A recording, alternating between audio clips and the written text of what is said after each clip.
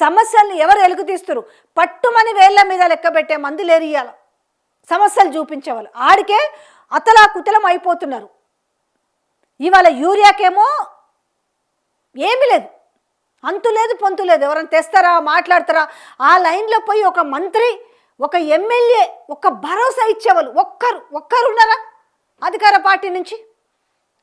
ఇప్పుడు మళ్ళీ ప్రతిపక్షం వాళ్ళు పోయేసి ఇప్పుడు కేటీఆర్ హరీష్ రావు పోయి నిలదీసి వాళ్ళ కోసం ధర్నాలు రాస్తారోకోలు ఏమన్నా చేస్తే ఇదంతా కూడా కృత్రిమంగా క్రియేట్ చేసిరంటారు. అందుకే రగిలిపోతున్నారు ఈరోజు తెలంగాణ ప్రజలు, రగిలిపోతున్నారు.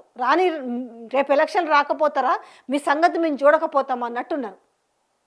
కళ్ళ ముందు కనిపిస్తుంటే ఇవన్నీ మర్చిపోయి బాజా భజంత్రులు మోగే సోషల్ మీడియా మాట్లాడుతున్న మాటలు చూస్తుంటే సిగ్గేస్తుంది. అసలు ఎవరు చేయడు, మీరు చేసిన వీడియోలు నిజంగా ఎవరు చేయడు. ఎందుకంటే మీకు ప్రజల సమస్యలు అక్కర్లేదు. పొద్దునే వార్తలు చదువుతారు, ప్రజల సమస్యలు చదువుతారా? ఆ పత్రికలు రాయారు, ఆ పత్రికలు చదివే మీకు నోర్లు రావు. సో ఇది పరిస్థితి. రేవంత్ రెడ్డి ఢిల్లీకి తిరుగుతున్న వైనం ఏంది చెప్పాలా? ఇవాళ ఆయన యూరియా గురించి కాదు పోయి కలుస్తుంది కేంద్ర మంత్రుల్ని. ఆయనకు కావాల్సింది ఇలా 4th సిటీకి ఇలా అద్భుతమైన ఎక్స్ప్రెస్ హైవే కావాలట. ఇది తెలంగాణ ప్రజలు గమనించండి ఒక్కసారి.